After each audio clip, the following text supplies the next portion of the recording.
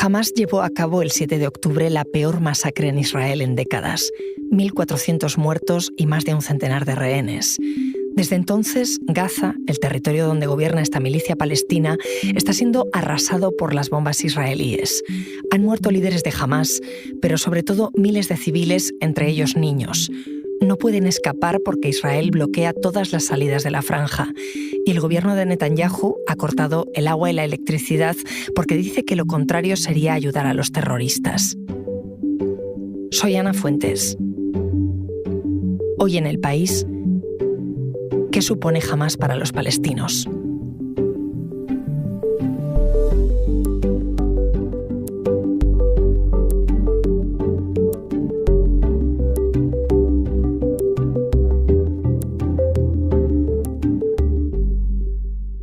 Hola, Beatriz. Hola. Beatriz Lecumberri es mi compañera de Planeta Futuro. Fue reportera durante 6 años, de 2014 a 2020, en Jerusalén. Quería hablar contigo porque estamos viendo una masacre en Gaza por parte del ejército israelí, una masacre que comienza después de un ataque sin precedentes de Hamás a Israel el 7 de octubre. ¿Por qué Hamás perpetró un ataque así en este momento? Es muy difícil saber, pero sí que es verdad que han pasado cosas en los últimos tiempos que nos pueden ayudar a entender un poco que Gaza fuera una especie de olla express. Israel ha normalizado en los últimos tiempos sus relaciones diplomáticas con varios países árabes y eso ha caído realmente muy mal entre los palestinos y especialmente en Gaza. Por ejemplo, se ha acercado a Arabia Saudita, que es un rival clarísimo de Irán, e Irán es un gran apoyo de Hamás. Paralelamente también hay un gobierno israelí que es uno de los más derechistas, radicales, nacionalistas. Hay muchas más colonias, ha habido un aumento enorme de la violencia en Cisjordania, decenas de muertos, de palestinos presos. Todo esto puede ayudar a explicar, a ayudarnos a entender lo que ha pasado, pero por supuesto en ningún caso a justificar lo que ha pasado esta semana. Quiero ir por partes contigo. Tú trabajaste en Gaza, donde ahora es imposible entrar. ¿Fue fácil alguna vez entrar? Mira, cuando llegas a Gaza, la gente te cuenta historias de hace unos años, unos 20 años, en las que los periodistas, la gente de Gaza, incluso los israelíes que vivían en los kibutz, ellos salían, entraban, hacían comercio entre ellos, iban a comer a Ramallah, volvían a Gaza a dormir.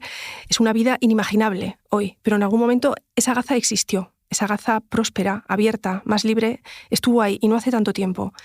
Ahora, bueno, pues con la llegada de Hamás, el bloqueo israelí, estamos hablando de 2007, las cosas se complican para los gazatíes, se complican para los israelíes, que ya no pueden entrar en Gaza, por supuesto, y para los periodistas y personal humanitario, que somos básicamente las personas que queremos ir a Gaza. Entonces, bueno, pues Gaza tiene 2 puertas, eso lo decimos a menudo, y nosotros, pues los periodistas, entramos por el norte, es decir, por Israel. Entonces, bueno, la entrada a Gaza es bastante impresionante. Yo creo que es un paso necesario, ¿no? Hay como un túnel de 2 kilómetros que te hace caer en la cuenta que estás llegando a un lugar encerrado y realmente aparte del mundo, ¿no? Ese túnel da para pensar y para ver dónde estás entrando. ¿Qué pasa cuando cruzas ese túnel? Bueno, ese túnel es una especie de zona de nadie. Y llegas a un pequeño puestecillo, digamos, de la Autoridad Nacional Palestina que te sella el pasaporte sin problema. Es algo como anecdótico, ¿no?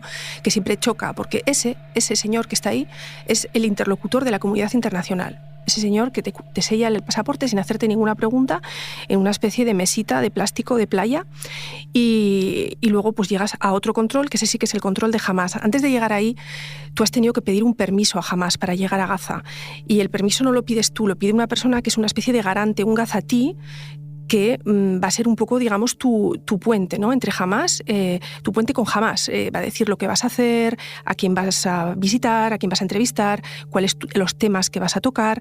Entonces esa persona te está esperando ya al otro lado y llegas a un control ya bastante más potente, donde están pues los funcionarios de Hamás que te miran el equipaje, te hacen algunas preguntas para ver que lo que ha dicho este señor, normalmente son señores, por eso no digo señoras, y te preguntan pues qué vas a hacer y ahí ya pues te ponen el sello en el pasaporte y ya estás en Gaza. Son funcionarios de Hamás porque Hamás gobierna en la Franja de Gaza. Aunque muchos países de Occidente, entre ellos la Unión Europea, llevan años calificándolo como grupo terrorista. Sí, es una situación un poco compleja, a veces un poco paradójica, ¿no? Pues sí, Hamás es un movimiento político, Hamás también es un movimiento militar, Hamás ha ganado elecciones, pero Hamás también tiene un brazo armado que perpetró muchos atentados suicidas contra Israel, dolorosísimos, el primero en los años 90, y por eso internacionalmente está considerado por un grupo de países importante, entre ellos la Unión Europea, pues un grupo terrorista. Vamos hacia atrás, Beatriz, para entender su papel hoy. ¿Cómo y cuándo nace Hamás? Bueno, Hamás es un acrónimo en árabe que significa el Movimiento Islámico de Resistencia. Su nacimiento se debe a un hecho muy, muy concreto. Es un camión israelí que se estrelló en Gaza contra una camioneta de trabajadores palestinos y hubo 4 muertos. Entonces estamos en el año 87, como he dicho, primera intifada o sublevación palestina, y ahí nace Hamás, ¿no? En aquel momento pues, se pide la liberación de Palestina, la desaparición de Israel. Con el tiempo eso también ha ido evolucionando y sobre todo surge en contraposición a la Organización para la Liberación de Palestina, la OLP, que en aquel momento pues, estaba liderada por Yasser Arafat. Es un grupo laico, socialista, no tiene nada que ver con Hamás.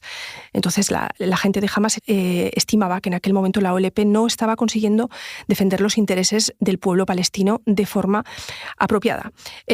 Lo más increíble y surrealista de esta historia es que en ese momento, en los años 80, Israel les apoya, porque el enemigo de Israel es Arafat también.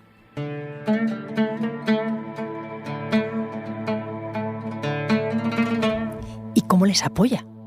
Israel concede primero un permiso al jeque Ahmed Yassin, que todos creo que lo conocemos y lo recordamos en su silla de ruedas, que es el líder espiritual de Hamás, para crear una asociación caritativa que fue el origen del movimiento. Entonces, bueno, Israel permite eso y también permite el nacimiento de la Universidad Islámica de Gaza, donde se formaron muchos de los futuros líderes de Hamás, universidad que, por cierto, ha sido bombardeada esta semana y no queda nada.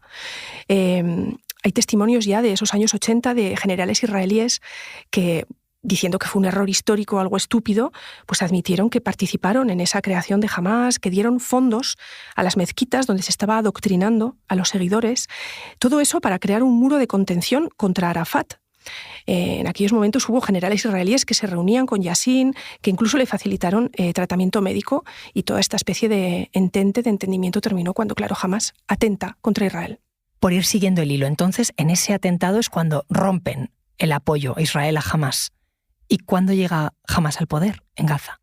Claro, ahí pasan ya muchos años, digamos, estamos hablando finales de los 80, cuando Hamás mata por primera vez a 2 soldados israelíes, y bueno, luego está la segunda intifada a principios del año 2000, que marca un antes y un después, por supuesto, en la visión de los israelíes y la visión del mundo, ¿no?, hacia Hamás, que comete atentados suicidas, que bueno, que son por supuesto condenados por todo el mundo. Hamás en 2006, como también te decía, que es un movimiento político, decide por primera vez presentarse a unas elecciones. Entonces, Arafat acaba de morir, se está saliendo de la segunda intifada y la victoria de Hamás es abrumadora.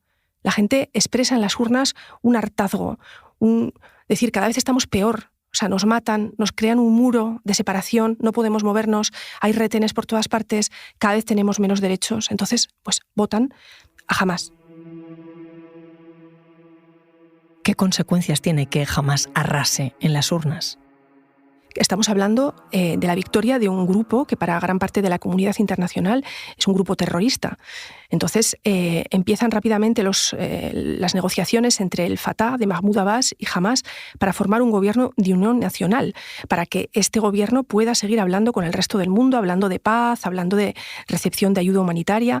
Pero esto no llega a buen puerto y empieza una guerra civil en Gaza, enfrentamientos entre el Fatah y Hamás, decenas de muertos, y en un momento Hamás rompe con la autoridad palestina e instaura un gobierno de facto en Gaza. Esto dificulta mucho las cosas y las dificulta hasta hoy, porque claro, Abbas sigue siendo el interlocutor del mundo para todo, para recibir fondos, para hablar de paz, pero en Gaza son inexistentes. Entonces, bueno, ahí es cuando decreta su bloqueo contra Gaza, que significa que nada ni nadie entra ni sale sin permiso israelí, un permiso que se concede a cuentagotas. Esto transforma a la franja, la transforma completamente, la radicaliza y la hunde en la miseria, en el aislamiento más absoluto. La franja entonces se transforma, se radicaliza, pero es por la ideología de Hamás. ¿Cuál es esa ideología? Bueno, Hamás es nacionalista e islamista. Para resumir, ellos aspiran a la liberación de Palestina, o sea, de la creación de un Estado palestino, y tolerando la existencia de Israel sin reconocerlo, y al mismo tiempo hacen imperar una interpretación radical del Islam, de la Sharia, de la ley islámica. Eso se ve en las calles de Gaza, se ve una transformación total de la sociedad desde que ellos llegaron al poder. Como se ha dicho, ¿es un grupo yihadista? Jamás no es un grupo yihadista como pueden ser Al-Qaeda o el Estado Islámico, que ellos abogan exclusivamente por la lucha armada. Jamás, que digamos más inspirado, si es la palabra que se puede utilizar, por los hermanos musulmanes de Egipto. Ellos contemplan, por supuesto, el recurso a la violencia y lo han utilizado hasta la semana pasada, pero tampoco descartan una negociación política. Ahora me sigues contando, Beatriz. Enseguida volvemos. Porque escuchas Hoy en el País y siempre tienes ganas de más, recuerda que los sábados y los domingos tienes nuevos episodios gracias a la colaboración de Podimo y El País Audio.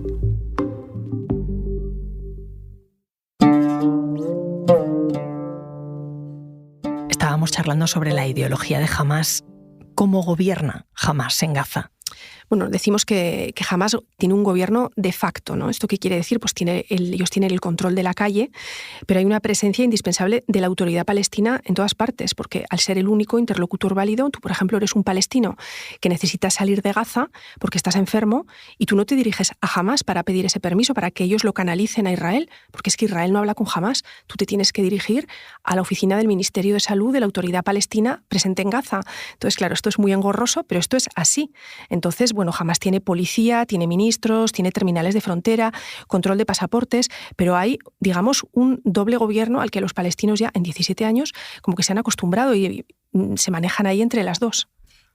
Y Hamás también lleva a cabo políticas sociales, hablabas de hospitales o, por ejemplo, ayudas a las familias. Por ejemplo, se me ocurre ahora mismo un hospital con un gran departamento oncológico que sí que es para todos el hospital de Hamás, o sea que está vinculado y recibe fondos de Hamás. Pero sobre todo esta tarea en Gaza le compete a la ONU. O sea, en Gaza hay más de 2 millones de personas, de las cuales 1,7 millones son refugiados o descendientes de refugiados que llegaron allá después del 48, tras la creación del Estado de Israel. Entonces, esta gente, la ayuda que recibe, sobre todo la ayuda de UNRWA, de la Agencia de la ONU para los Refugiados Palestinos, es UNRWA a los que les está dando salud, educación y les está dando una cesta de comida, al igual que otras instituciones internacionales como el Programa Mundial de Alimentos y ONGs de diverso tamaño. القضايا الصحية والقضايا السياسية والقضايا التشريعية والقوانينية. Esto que escuchamos es un fragmento del documental Condenadas en Gaza de 2020 que tú codirigiste con la periodista Ana Alba. Trataba sobre mujeres palestinas enfermas de cáncer que no tenían acceso a tratamiento por el bloqueo de Israel en la franja. ¿Jamás les daba alguna alternativa a estas enfermas? Sí, acabamos de escuchar a Firial Tabet, que ella es la responsable de un centro de atención médica a la mujer en un campo de refugiados de Gaza, y ella lo dice muy claramente. Ni Hamás ni la autoridad palestina da respuesta a este problema de salud. Los tratamientos contra el cáncer en Gaza entran a cuentagotas, entra la quimioterapia, pero por ejemplo no entra la radioterapia, porque Israel considera que la máquina que da la radioterapia puede tener un uso bélico, entonces nunca ha permitido la entrada de este aparato. Entonces, el bloqueo israelí, sumado con las divisiones palestinas entre Hamás y la autoridad palestina, penaliza, castiga y ha provocado centenares de muertes, de enfermos que no han podido salir por todas estas trabas burocráticas, una detrás de otra, un camino de obstáculos, y el tratamiento que necesitaban no ha podido llegar. Entonces estamos hablando de dos cosas. Nada es blanco ni negro. Hablamos, por un lado, del bloqueo israelí, que los aísla, los empobrece, los inunda de miseria, pero al mismo tiempo también las divisiones entre Hamás y Ramallah, la autoridad palestina de Mahmoud Abbas, que tampoco favorece que esto fluya. Hamás también ha denunciado muchas veces que la autoridad palestina no le estaba dando los medicamentos que tenían que entrar. Era una forma de Mahmoud Abbas de hacer chantaje también a la población de Gaza para que dejaran de apoyar a Hamás. Es una situación muy compleja en la que nada es blanco ni negro y finalmente los enfermos pagan. Y sobre todo las enfermas, ¿no? Porque habláis también de cómo existe una discriminación en una sociedad muy hermética. ¿Qué papel tiene Hamás ahí? Claro, estamos hablando de un territorio muy pequeño que está cerrado completamente. Entonces, claro, para Hamás ha favorecido, si se puede decir así, pues la expansión de su ideología islamista. Estamos hablando de una sociedad mucho más patriarcal, mucho más cerrada, donde las mujeres van, pues claro, en la calle ya, pues mucho más tapadas, veladas. Y esto, claro, pues las mujeres enfermas sufren como los hombres enfermos, pero antes va a entrar en Gaza un tratamiento para el cáncer de próstata que un tratamiento hormonal sustitutivo para el cáncer de mama. Eso es así, está comprobado.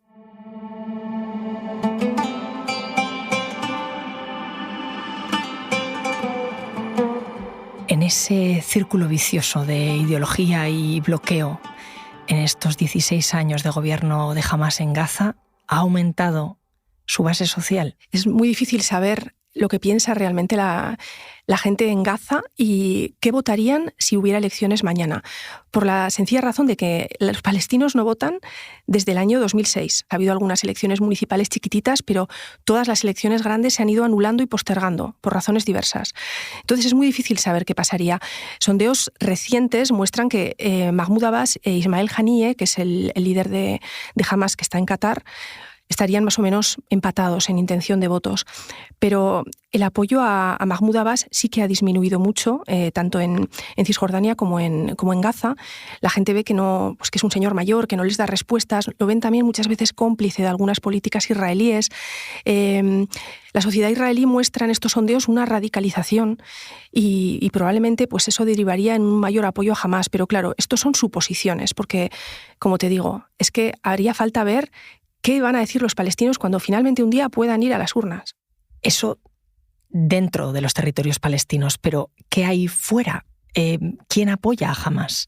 Bueno, como comentábamos antes, financieramente Qatar, clarísimamente, que con el visto bueno de Israel ha estado entregando fondos para pagar salarios y para comprar una especie de paz social en los últimos meses.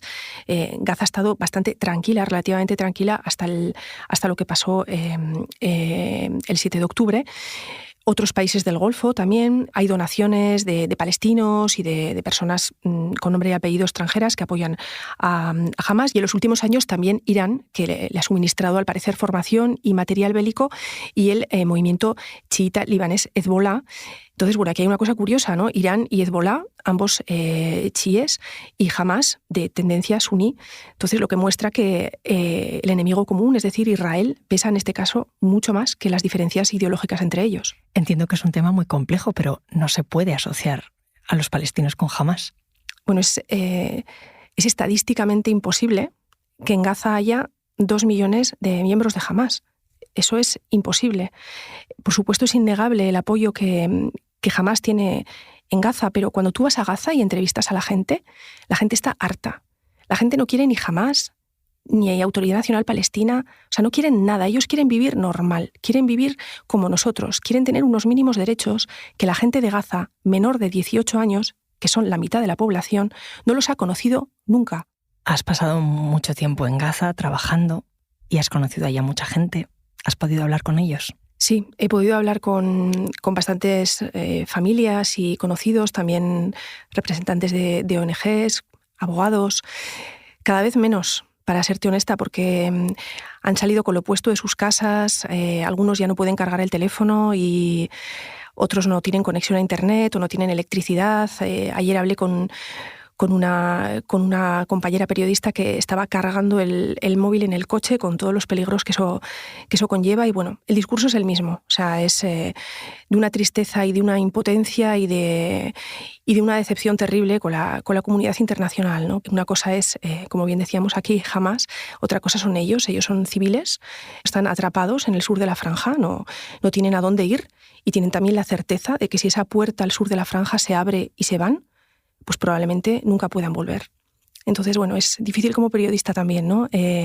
Preguntarles y saber cómo están cuando tú dices, yo en su lugar, ¿no? Estaría tan preocupada en salvar la vida y la de mis hijos que no tendría ganas de contestar a nadie, ¿no? Pero ellos están ahí, pues siempre que pueden, atendiendo el teléfono y bueno, como te digo, cada vez menos contactos y cada vez pues faltan las palabras para dar un poco de consuelo y un poco de esperanza ante esos testimonios que son demoledores y de un sufrimiento que yo creo que por mucho que intentemos explicarlo a los periodistas, pues es inimaginable. Gracias, Beatriz. Gracias a vosotros. Este episodio lo hemos realizado Elsa Cabria y yo. El diseño de sonido es de Nacho Taboada. La edición es de Ana Rivera y la dirección de Silvia Cruz La Peña. Soy Ana Fuentes y esto ha sido Hoy en el País. Mañana volvemos con más historias. Gracias por escuchar.